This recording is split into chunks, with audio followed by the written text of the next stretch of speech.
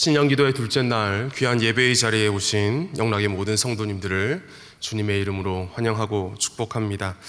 예배의 자리에서 우리를 만나주시는 우리 주님 하나님의 크신 은혜와 축복이 이 시간 성전에서 예배하는 여러분 모두에게, 또 원근 각처에서 방송을 통하여서 함께 예배하시는 영락의 모든 성도님들에게 충만하게 임하시기를 간절히 기원드립니다.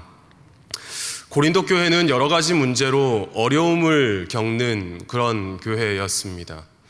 교회 안에 갈등과 분열의 문제가 있었고요.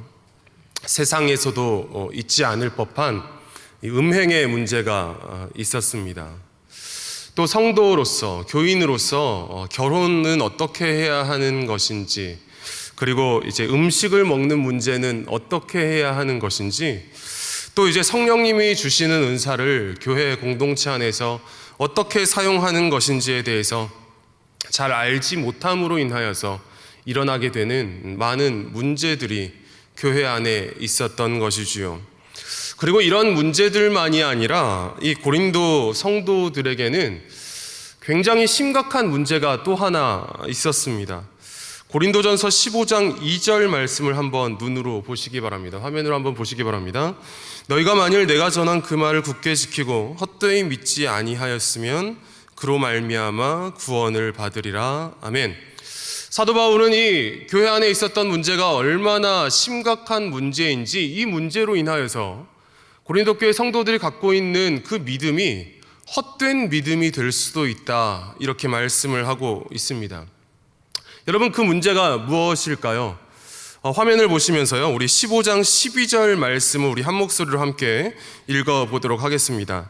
그리스도께서 죽은 자 가운데서 다시 살아나셨다 전파되었거늘 너희 중에서 어떤 사람들은 어찌하여 죽은 자 가운데서 부활이 없다 하느냐. 아멘. 고린도 교회 안에 있었던 심각한 문제, 그것은 바로 예수님의 부활을 인정하지 않는 문제였습니다. 특별히 예수님께서 몸으로 살아나셨다라고 하는 그 몸의 부활을 부정하는 그런 문제가 있었던 것이지요. 여러분, 복음의 핵심이 무엇입니까? 예수님의 십자가와 부활입니다.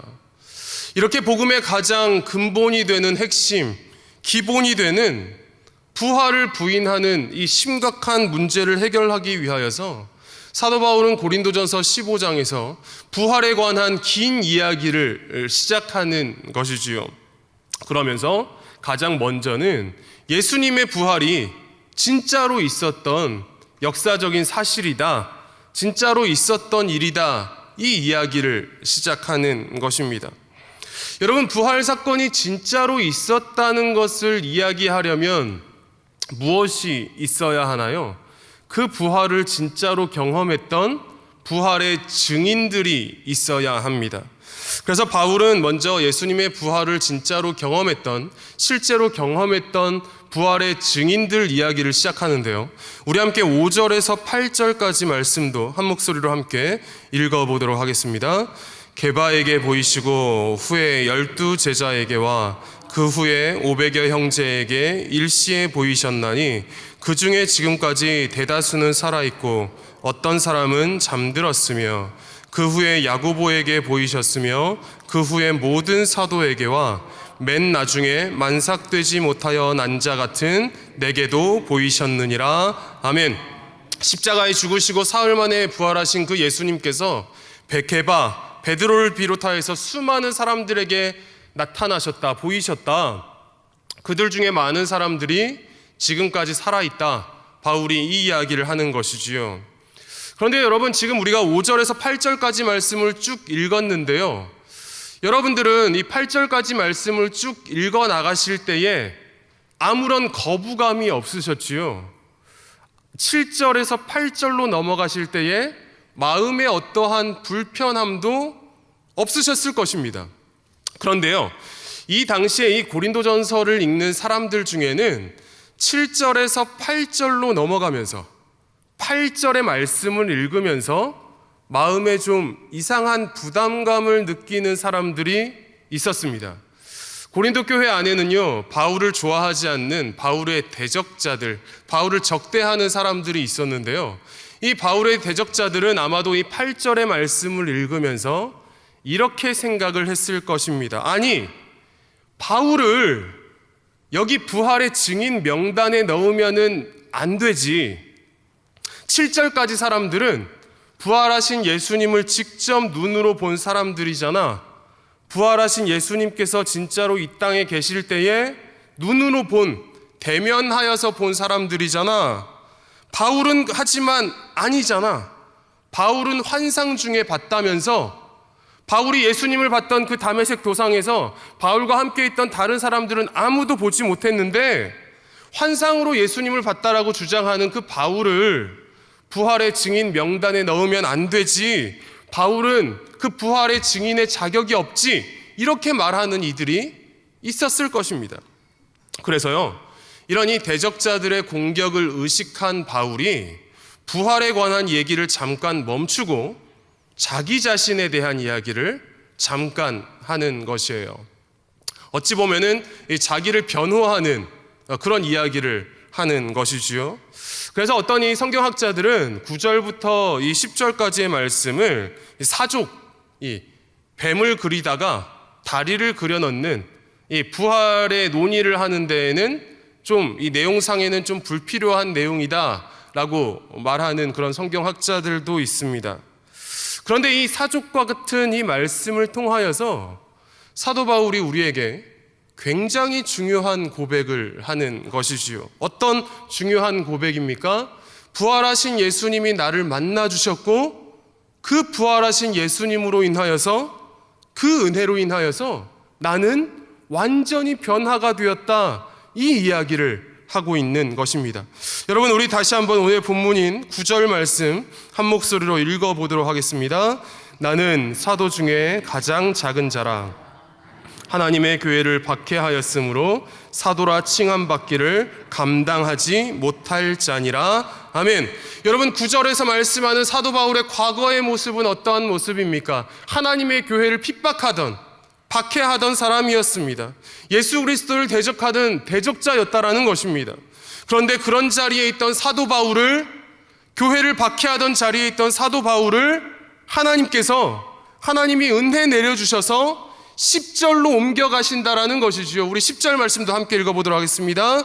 그러나 내가 나 된 것은 하나님의 은혜로 된 것이니 내게 주신 그의 은혜가 헛되지 아니하여 내가 모든 사도보다 더 많이 수고하였으나 내가 한 것이 아니요 오직 나와 함께 하신 하나님의 은혜로라. 아멘. 여러분, 이 10절 말씀에서 내가 나 된 것은 하나님의 은혜로 된 것이니, 가능하신 분들은 여기에 밑줄을 한번 그어 보셔도 좋을 것 같습니다. 이 말씀을 설명하기 위하여서 이렇게 영어를 잠깐 써야 되는데 제 마음에 굉장히 큰 부담은 제가 영어를 굉장히 못하거든요. 네. 설명하기 위해서 영어를 써야만 하는 제 마음을 조금만 양해해 주시고 이해해 주시면 정말 감사하겠습니다. 여러분, 이 밑줄 친 이 부분, 내가 나 된 것은 하나님의 은혜로 된 것이니, 이 밑줄 친 이 부분을요, 이 영어 성경으로 보면 이렇게 되어 있어요. By the grace of God, I am what I am 이라고 번역이 되어 있습니다. 여러분, 이 문장을 보시면서 뭔가 좀 떠오르는 분이 없으신가요? 출애굽기 3장을 보면 하나님께서 모세를 부르실 때에 하나님께서 자신의 이름을 모세에게 소개를 하시는 장면이 나오죠. 3장 14절에서. 그때 하나님께서 자신의 이름을 무엇이라고 말씀하시나요? 나는 스스로 있는 자이니라 라고 소개를 하십니다. 우리 한글 성경에는 하나님의 이름을 스스로 있는 자라고 되어 있지만 이 성경이 기록된 히브리어 원어를 그냥 그대로 직독을 하면, 바로 해석을 하면 나는 나다입니다. 그래서 이 히브리어를 좀 더 원어에 가깝게 번역한 영어 성경에서는요, 이 하나님의 말씀을 I am who I am 이라고 번역을 하고 있어요. 여러분, 출애굽기 3장 14절에 하나님의 그 자기 이름과 오늘 고린도전서 15장 10절 말씀이 너무도 닮아 있는 것 아닙니까? 여러분, 바울은요, 원래 그 앞부분 By the grace of God, 하나님의 은혜, 이 앞부분이 없는 사람이었어요. 하나님의 은혜 없이, 하나님의 은혜가 뭔지도 모르고 I am what I am, 이것만 있는 사람이었습니다. 무엇인가요? 내가 내 인생의 주인이 되어서, 내가 내 인생의 왕의 자리에 앉아서 내 인생은 내가 원하는 대로 살아가던 그런 사람이었던 것입니다. 그리고 얼마든지 또 그것을 가능하게 할 수 있는 능력이 있는 사람이 바로 사도 바울이었지요. 좋은 가문에서 태어났습니다. 학벌도 좋습니다. 아마도 돈도 참 많았던 것 같아요. 아무튼 이렇게 있는 자기에게 있었던 힘과 능력을 가지고 자기가 옳다 여기고 있는 일, 자기가 세운 인생의 목표를 위해서 열심히 달려가고 있었던 사람이 바로 사도 바울이었습니다. 그런데 그런 교만한 인생에 부활하신 예수님이 나타나시니까 어떻게 되는 것입니까? 그의 인생을 설명하는 맨 앞자리에 이제는 하나님의 은혜가 붙는 것이지요. 하나님의 은혜 안에서만 설명이 되어지는 인생으로 변화되게 되는 것입니다. 어떤 인생인가요? 이제는 하나님께서 바울 인생의 왕이 되어주셔서 그동안 잘못 달려가고 있던 그 바울의 인생의 길을 하나님께서 틀어버리시는 것이에요. 수정해 주시는 것이에요. 새로운 방향의 길로 하나님이 인도해 가시는 것이지요. 그동안 세상 무서운 줄도 모르고 자기가 하나님이 되어서 자기가 인생의 길을 열어가던, 자기 마음대로 살아가던 그 바울이 이제는 하나님의 은혜 때문에 사도 중에 가장 작은 자가 되어버렸다라는 것입니다. 그래서 이제는 하나님의 은혜 아니고서는 나는 아무것도 아닙니다, 하나님의 은혜 안에서만 나는 나입니다 고백하게 되는 그런 인생으로 변화되게 되었다라는 것입니다. 성도 여러분, 우리 하나님 변화시키시는 하나님이신 줄로 믿습니다. 아무리 교만한 인생, 아무리 완고한 인생이라 할지라도 하나님의 은혜 앞에서는 완전히 변화가 되는 줄로 믿습니다. 성도 여러분, 2024년 이 한 해를 시작하면서요, 이런 은혜가 우리들 안에 있기를 간절히 소망합니다. 하나님께서 행하시는 놀라운 변화가 먼저 우리들 안에, 우리들 심령 안에 일어나게 되기를 간절히 소망하는 것입니다. 어제 저녁 우리 위임 목사님의 말씀처럼 우리 안에 완고한 자, 딱딱하게 굳어져 버린 교만한 자가 다 부서져 버리고 다 무너져 버려서 성령 하나님께서 행하시는 놀라운 은혜, 놀라운 역사가 일어나는 귀하고 복된 심령이 되는 그런 우리들 모두가 다 되실 수 있기를 간절히 소망하는 것입니다. 혹시 여러분, 분명 우리는 이렇게 예배를 드리고 있고 하나님을 섬기고 있고 신앙생활도 잘 하고 있는데 실제로 살아가고 있는 우리의 삶의 자리에서는 I am what I am, 나는 나다, 하나님 없이 나만 있는 인생이라면, 나는 나야, 누가 날 건드려, 누가 날 흔들어, 내 인생의 왕노릇을 내가 하면서 내 마음대로 인생의 길을 걸어가고 있다면, 그런 우리의 마음에, 그런 우리의 삶의 자리에 부활하신 예수님이 찾아오셔서 우리를 완전히 변화시켜 버리시고 우리를 완전히 우리의 삶을 다 하나님의 은혜로 뒤집어 버리시는 그런 놀라운 역사가 일어나기를 간절히 소망하는 것입니다. 그리고 우리들 주변에 우리가 기도해 오고 있는 많은 사람들이 있지 않습니까? 오랜 세월 동안 그 구절에 나오는 그 과거의 바울과 같이 예수님을 인정하고 있지 않는 사람들 우리들 주위에 있지 않습니까? 예수님 없이 내 힘과 능력으로 충분히 살아갈 수 있다 여기는 사람들, 아직 하나님께 나아오지 않는 사람들, 혹시 우리들의 부모님, 우리의 형제 자매, 우리의 자녀들이 그렇게 하나님을 부인하고 있다면 사도 바울을 변화시켜 주신, 우리의 인생을 변화시켜 주시는 그 놀라운 하나님의 은혜가, 하나님의 역사하심이 올 한 해 그들의 삶의 자리에도 일어나기를 간절히 소망하는 것입니다. 그들이 나를 사랑하시는 예수님, 다시 부활하셔서 지금도 살아계신 예수님을 진정으로 만나게 되고 인격 깊숙하게 경험하게 되고 우리 인생의 진정한 왕 되신 하나님을 우리의 인생의 왕으로 모시고 하나님을 예배하고 하나님 앞에 엎드려 경배하게 되는 놀라운 역사가 일어나게 되기를 간절히 소망하는 것입니다. 그래서 그들도 이제는 자기의 힘과 능력으로만 살아가는 그런 인생이 아니라 하나님을 의지하는 인생, 하나님만 붙드는 인생, 하나님께서 베풀어 주시는 놀라운 그 은혜의 맛을 아는 그런 거룩한 삶으로 나아가게 되기를 간절히 소원합니다. 여러분, 우리가 이렇게 하나님의 은혜를 경험하게 되는 자리 어디인가요? 가장 중요한 것은 바로 이 자리이겠죠. 예배하는 자리일 것입니다. 그래서요, 오늘 우리가 설교 이후에도 함께 기도하게 될 텐데, 오늘 이 새벽에 우리가 이 새로운 한 해를 시작하면서 우리가 이 새벽에 간절히 이렇게 좀 기도했으면 하는 마음이 있습니다.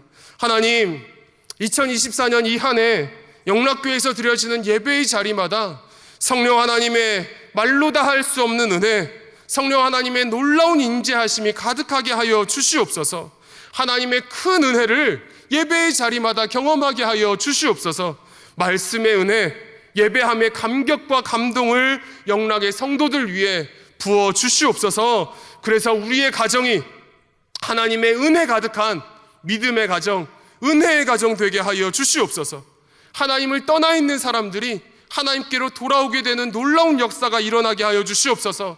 하나님의 은혜로 인하여서 변화되어지고 하나님의 은혜로 인하여서 다시 태어나게 되는 새로운 삶을 살게 되는 놀라운 역사가 우리들 가운데 일어나게 하여 주시옵소서. 이 새벽에 우리가 간절히 기도하기를 원하는 것입니다.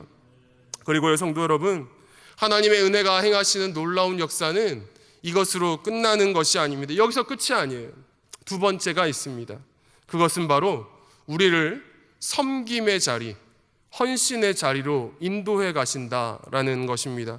우리 다시 한번 10절 말씀 우리 한 목소리로 함께 읽어보도록 하겠습니다. 그러나 내가 나 된 것은 하나님의 은혜로 된 것이니 내게 주신 그의 은혜가 헛되지 아니하여 내가 모든 사도보다 더 많이 수고하였으나 내가 한 것이 아니요 오직 나와 함께 하신 하나님의 은혜로라. 아멘.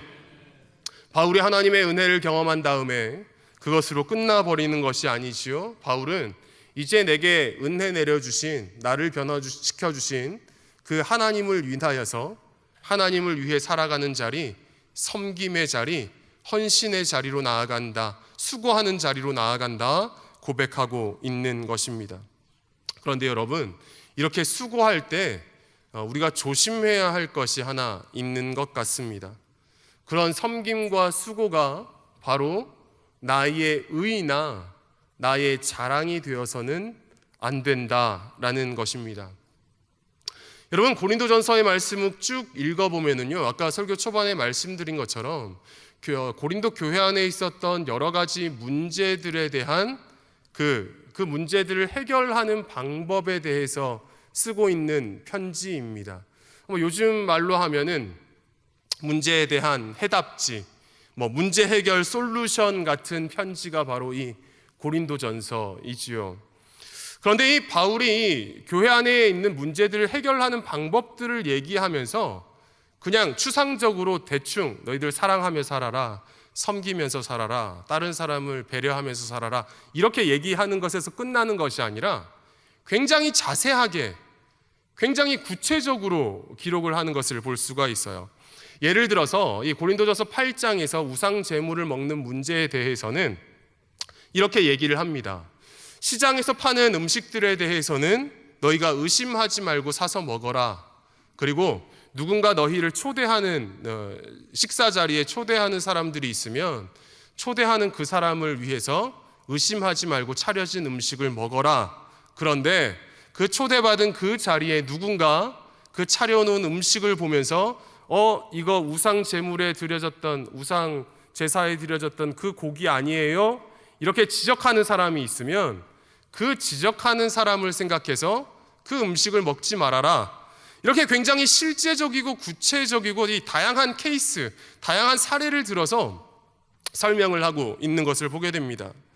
그래서 여러분이 고린도전서를 이제 생각 없이, 이런 배경을 알지 못하고 그냥 생각 없이 쭉 읽으면 사도 바울이 얘기하고 있는 그런 세세한 해결책을 가지고 이거를 하나하나 다 일일이 지켜야 하는 숙제처럼 해야 할 것 같은 그런 생각이 드는 것입니다. 그런데요, 우리가 신앙생활을 할 때도 마찬가지라는 그런 생각이 듭니다. 처음에는 우리가 은혜로 시작했는데, 하나님의 은혜가 너무 감사해서 이 섬김을 시작했는데, 그 섬김이 어느샌가 마음의 부담이 되고 숙제가 되어버리는 것이지요. 제가 해마다 개인적으로 세우는 목표가 있습니다. 우리 성도님들도 해마다 성경 일독은 다 하시니까 그래도 목사인데 2번은 읽어야 하지 않겠나 해서 이제 이독을 목표로 삼습니다. 상반기 하반기 1독씩 하려면은 하루에 한 6장 7장씩 읽으면은 이독을 할 수가 있거든요. 그런데 뭐 바쁜 일이 있고 뭐 새벽에 장례를 가게 되고 이렇게 하다 보면은 중간중간에 빠지는 날들이 있어서 거의 끝나가는 5월 6월쯤 되면은 하루에 6장 7장 읽는 게 아니라 한 10장 11장 막 심할 때는 12장씩 읽어야 그 일독을 끝낼 수가 있어요. 그럼 그때는 어떻게 되는지 아십니까? 정말 생각 없이 막 읽어 나갑니다. 네, 숙제처럼 이거 빨리 끝내야 돼 하는 마음으로 성경 일독이 처음에 그 좋은 마음, 은혜 받고자 하는 마음, 말씀과 동행하고자 하는 마음이 아니라 어느새 제 안에 숙제가 되어버리는 것이죠. 여러분, 저만 그런가요? 여러분들도 그러시지 않습니까? 새벽에 일어나면서 생각하는 것이죠. 오늘도 오이코스 말씀 들어야 돼. 수요일이 되면 생각합니다. 오늘 수요 기도에 나가야 되는데. 금요일이 되면 생각하죠. 오전에는 금요 권찰 예배 나가야 되고 밤에는 금요 기도에 가야 되고, 이렇게 점점 어느샌가 우리가 하는 이 신앙생활이 숙제처럼 되는 것입니다. 이렇게 이 숙제처럼 여기게 되는 것도 문제인데, 더 심각한 문제는 이런 숙제를 잘 해나갈수록 나는 스스로를 숙제 참 잘하는 학생이야, 나는 숙제를 참 열심히 하는 장학생이야, 하나님이 날 장학생으로 보실 거야, 여기는 것이 더 큰 문제입니다. 나는 이번 주에도 새벽 기도 다 드렸어, 나는 성경 일독했어, 올해 금식 기도를 이렇게 많이 했어, 이렇게 열심히 하는 신앙생활이 문제가 되는 것이 아니라 그것이 우리 자신의 의로움이 되는 것이 정말 심각한 문제인 것이죠. 여러분, 이때 처방전이 무엇인 줄 아세요? 아까 읽었던 10절입니다. 우리 계속해서 읽고 있는데 우리 10절 말씀 다시 한번 함께 읽어보도록 하겠습니다. 그러나 내가 나된 것은 하나님의 은혜로 된 것이니 내게 주신 그의 은혜가 헛되지 아니하여 내가 모든 사도보다 더 많이 수고하였으나 내가 한 것이 아니요 오직 나와 함께 하신 하나님의 은혜로라. 아멘. 여러분, 이 10절 말씀을 주의 깊게 한번 보세요. 이 짧은 한 절의 말씀 속에서 사도 바울이 3번이나 반복하여서 계속해서 말하고 있는 이야기가 있습니다. 하나님의 은혜로 된 것이니 그의 은혜가 헛되지 아니하여 나와 함께 하신 하나님의 은혜로라. 바울이 계속 얘기하는 것이에요. 하나님의 은혜 얘기를 하는 것이죠. 무엇인가요? 신앙생활이 점점 경직되어 가고 우리가 하고 있는 헌신 섬김이 숙제가 되어갈 때 은혜의 자리로 우리가 다시금 돌아가야 한다라는 것입니다.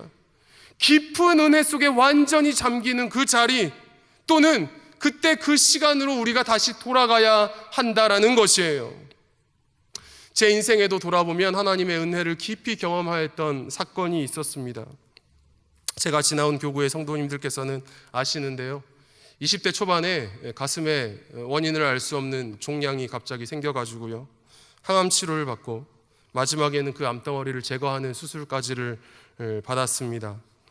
그 사건이 제 인생을 완전히 180도로 돌려놓았던 이 터닝 포인트 같은 결정적인 사건이어서, 사실 우리 교회의 부목사로 지원할 때에도 그 사건을, 그런 아픔을 기록을 해 놓았습니다. 그런데 몇몇 분들이 걱정을 하시더라고요. 야, 너 그런 약점을 밝혀서 어떡하냐고.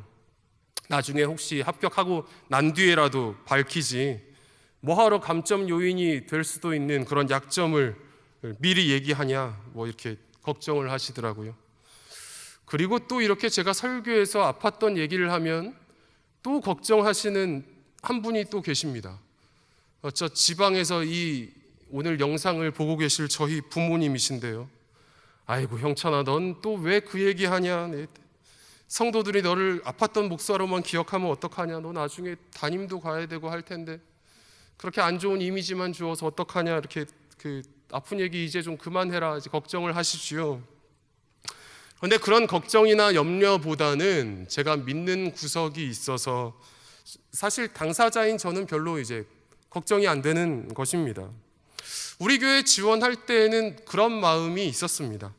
사람들한테 점수가 깎여도 하나님이 들여보내주시면 들어가지 않을까, 들어가지 않겠나. 사람들이 들여보내주시나 하나님이 들여보내주시지, 그런 그 믿음이 있었습니다. 앞으로도 그러지 않겠습니까? 하나님께서 인생의 길을 인도해 주시리라는 그런 막연한 믿음이 있는 것이지요. 실제로 그 병을 치료한 지 이제 20년도 더 지났는데요. 그래서 사실 선생님은 이제 정기적으로 올 필요도 없다, 병원에 올 필요도 없다 말씀하시는데, 아니에요. 제가 1년에 한 번씩 갈게요, 찾아올게요 해서 해마다 11월이 되면 한 번씩 이제 병원에 검사를 하러 가게 됩니다.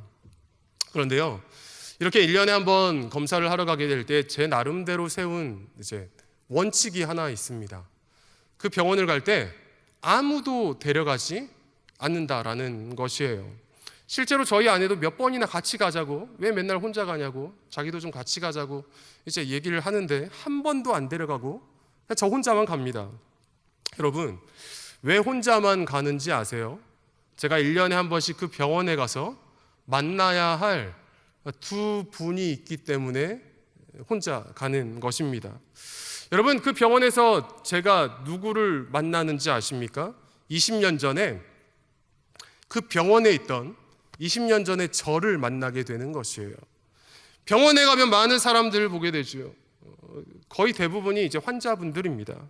환자복을 입고 휠체어를 타고 계시는 분들, 수술하고 회복하시면서 침대에 누워 계신 분들, 머리카락이 다 빠져버리고 주사를 맞고 계신 분들, 그분들을 보면서 내가 저 자리에 있었는데, 저들이 다른 사람이 아니라 바로 나였는데 하는 과거의 저를 만나게 되는 것이에요.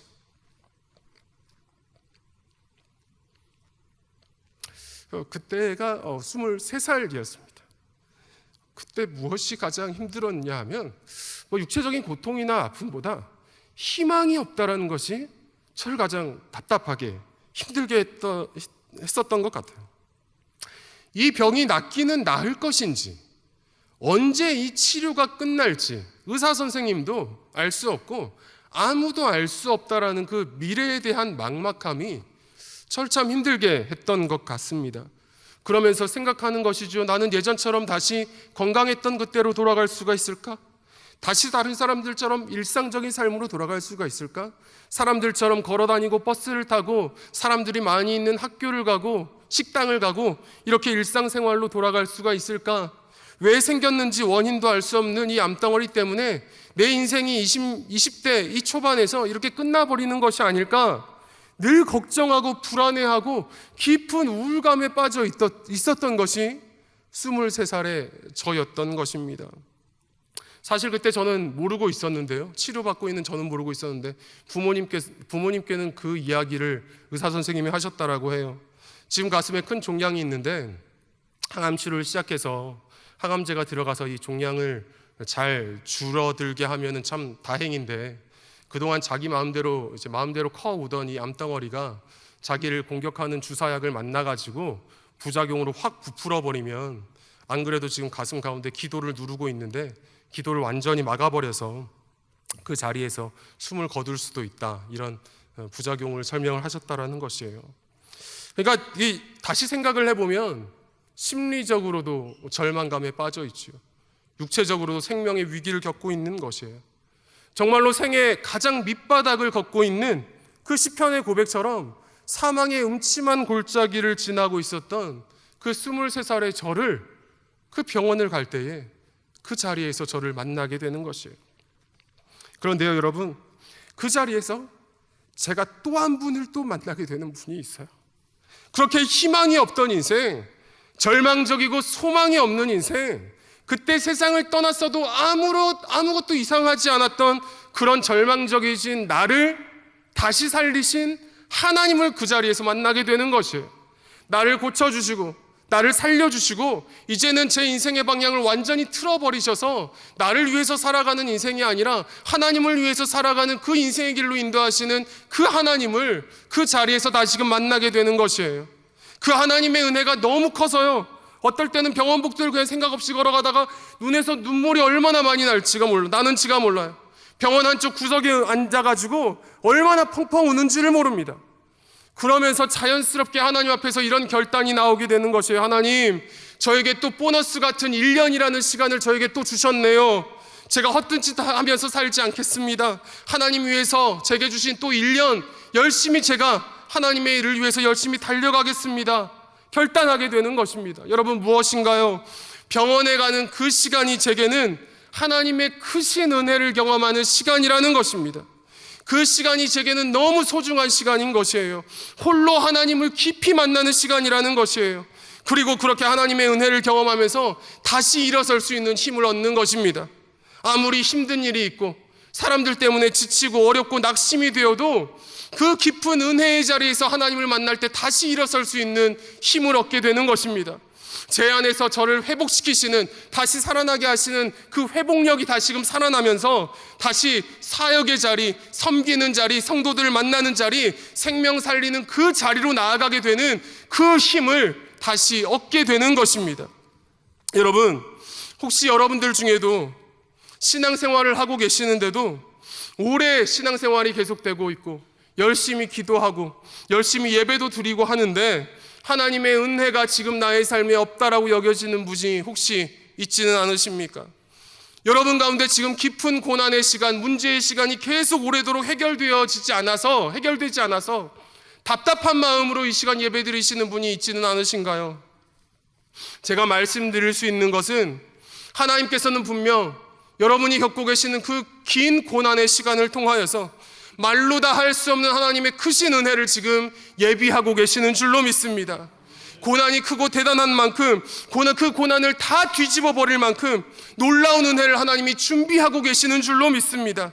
지금은 힘들고 어렵고 여러분들의 그 미래가 막막하고 답답하지만 여러분이 겪고 있는 그 고난의 시간을 통하여서 지금까지 경험하지 못한 크고 위대하신 신실하신 하나님을 이제 여러분들이 만나게 되시고 그 하나님을 경험하게 되실 줄로 믿습니다. 성도 여러분, 하나님의 다함없는 이런 놀라운 은혜를 경험하시는 올 한 해가 되시기를 간절히 기원드립니다. 하나님의 놀라운 은혜가 우리를 변화시키실 줄로 믿습니다. 하나님의 놀라우신 은혜가 우리의 인생을 이끌어 가실 줄로 믿습니다. 하나님께서 나를 이제 섬김의 자리, 헌신의 자리, 하나님의 일을 위한 그 자리로 인도해 가시고 기쁨과 감사함으로, 숙제처럼 그 일을 하는 것이 아니라 기쁨과 감사하는 마음으로, 하나님께 영광 올려드리는 마음으로 그 일을 감당하게 하실 줄로 믿습니다. 그리고 우리가 때로 지치고 힘들어서 넘어져 버리고 자빠져 버리고 낙심하고 지쳐 쓰러질 때에 하나님의 그 은혜가 우리를 다시 살리실 줄로 믿습니다. 우리를 다시금 놀랍게 일으켜 주실 줄로 믿습니다. 여러분, 오늘 이 말씀을 마치면서 한번 이 말씀을 기억하면서 한번 따라해 보실까요? 나는 은혜로 삽니다. 나는 하나님 없이 살 수 없습니다. 나의 나 된 것은 하나님의 은혜입니다. 아멘. 올 한 해 이런 겸손한 고백만이 가득한 2024년 모든 영락의 성도님들의 귀하고 복된 믿음의 자리, 삶의 자리들 되시길 이 시간 주님의 이름으로 간절히 기원드립니다. 기도하시겠습니다. 하나님, 살아서 역사하신 하나님께는 능치 못함이 없는 줄로 믿습니다. 하나님의 은혜로 모든 것이 가능한 줄로 믿습니다. 2024년 영락의 성도들이 하나님 앞에 모일 때마다 그 예배의 자리에 다함없는 하나님의 은혜를 내리워 주시옵소서. 말씀의 은혜, 예배함의 감동, 성령님의 역사하심 앞에서 저희가 온전히 변화되게 하여 주시옵소서. 하나님께 인생의 왕좌를 내어드리고 하나님의 말씀에 순종하는 인생, 하나님의 은혜만을 사모하는 겸손한 저희들 되게 하여 주시옵소서. 오랫동안 하나님을 믿지 않는 저희의 가족들, 저희의 지인들 하나님 앞에 나오는 역사가 있게 하여 주시고, 오랫동안 간구한 저희의 문제와 기도 제목들을 통하여서 오늘도 살아서 역사하신 하나님을 만나게 하여 주시옵소서. 하나님의 은혜로 겸손하게 변화가 되어서 나는 은혜로 삽니다. 나의 나 된 것은 하나님의 은혜입니다. 이런 겸손한 고백만을 올려드리는 영락의 모든 성도, 영락의 모든 가정들 되게 하여 주시옵소서. 우리를 위해 죽으시고 부활하셔서 오늘도 우리 가운데 살아서 역사하시는 우리 구주 예수 그리스도의 이름으로 간절히 기도드리옵나이다. 아멘.